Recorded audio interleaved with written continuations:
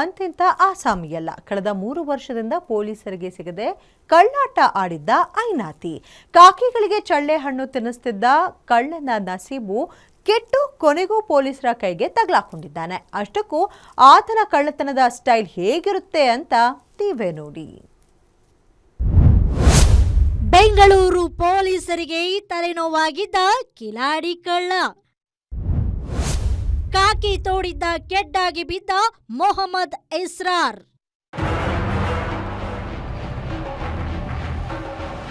S, ಹೀಗೆ ಕಟ್ಮಸ್ತಾದ ದೇಹ ಇಟ್ಕೊಂಡಿರೋ ಈ ಐನಾತಿ ಹೆಸರು ಮೊಹಮ್ಮದ್ ಇಸ್ರಾರ್ ಅಂತ.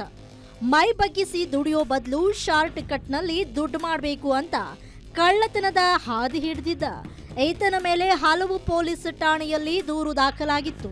ಪೊಲೀಸರಿಗೆ ಮಾತ್ರ ತಗಲಾಕೊಂಡಿರಲಿಲ್ಲ. ಆದರೆ ಕೊನೆಗೂ ಕೂಡ ಈತನ ಟೈಮ್ ಕೆಟ್ಟಿತ್ತು. ಕೆಆರ್ಪುರಂ ಪೊಲೀಸರು ನಡೆಸಿದ ಮಹತ್ವದ ಕಾರ್ಯಾಚರಣೆಯಲ್ಲಿ ಮೊಹಮ್ಮದ್ ಇಸ್ರಾರ್ ಎಂಬ ಆರೋಪಿ ಕಾಕಿ ಹೆಣೆದ ಬಲೆಗೆ ಬಿದ್ದಿದ್ದಾನೆ.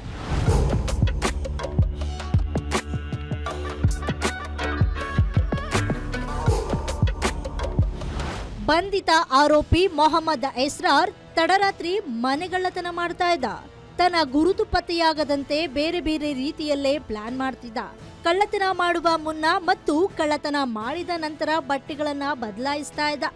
ಅಷ್ಟೇ ಅಲ್ಲದೆ ಕಳ್ಳತನ ಆದ್ಮೇಲೆ ತನ್ನ ಬೈಕ್ನ ನಂಬರ್ ಪ್ಲೇಟ್ ಅನ್ನ ಕೂಡ ಬದಲಾಯಿಸಿ ಪೊಲೀಸರ ಕಣ್ಣಿನಿಂದ ತಪ್ಪಿಸಿಕೊಳ್ತಾ ಇದ್ದ.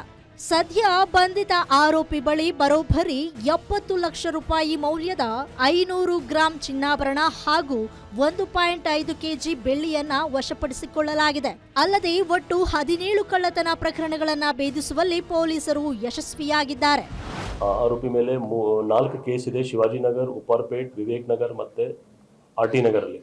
ಈ 4 ಕಡೆ ಹೌಸ್ ಥೆಫ್ಟ್ ಕೇಸಸ್ ರಿಜಿಸ್ಟರ್ ಆಗಿದೆ. ಸೊ ಈ ಪರ್ಟಿಕ್ಯುಲರ್ ಆರೋಪಿಗೆ ಹಿಡಿದ ಮೇಲೆ 17 ಕೇಸಸ್ ಡಿಟೆಕ್ಟ್ ಆಗಿದೆ ಕೆಆರ್ಪುರಂ ಮತ್ತು ರಾಮಮೂರ್ತಿ ನಗರ್ ವ್ಯಾಪ್ತಿಯಲ್ಲಿ. ಇನ್ನೂ ಕೆಲವು ರಿಕವರಿ ಬಾಕಿ ಇದೆ. ಆದರೆ ಯಾಕೆಂದರೆ ಇದು ಕಳೆದ 1.5 ವರ್ಷದಿಂದ ಅವರು ಆಪರೇಟ್ ಮಾಡ್ತಾಯಿದ್ರು. ಸದ್ಯಕ್ಕೆ ಅವ್ರ ಕಡೆಯಿಂದ ಏನೇನು ರಿಕವರಿ ಇದೆ ಅದು ಅಂದಾಜು ಅರ್ಧ ಕೆಜಿ ಗೋಲ್ಡ್, ಅಂದಾಜು 1.5 ಕೆಜಿ ಸಿಲ್ವರ್ ಮತ್ತು ಕ್ಯಾಶ್ ಎಲ್ಲ ಸೇರಿ 70 lakhs ರಿಕವರಿ ಮಾಡಿದರು. ಕಳೆದ 3 ವರ್ಷಗಳಿಂದ ಪೊಲೀಸರಿಗೆ ಯಾಮಾರಿಸುತ್ತಿದ್ದ ಐನಾತಿ ಕಳ್ಳ ಕೊನೆಗೂ ಸಿಕ್ಕಿಬಿದ್ದಿದ್ದಾನೆ. ಸದ್ಯ ಆರೋಪಿಯನ್ನ ವಿಚಾರಣೆ ನಡೆಸಿ ಜೈಲಿಗಟ್ಟಲಾಗಿದೆ. Ajay Gowda, crime bureau, guarantee news.